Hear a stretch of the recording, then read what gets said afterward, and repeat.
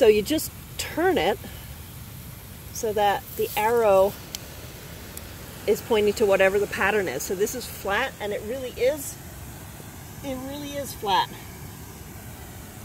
Fan is kind of like flat, except it's this way, up and down.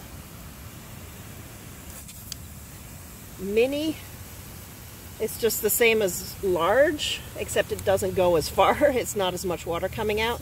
And then large is going to be your, that goes the furthest distance and the most amount of water. And then this one's really nice and adjustable. These two things here, you simply turn them.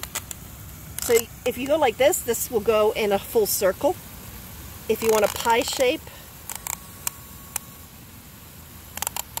you can just move them. So you can make it just go in a very small area.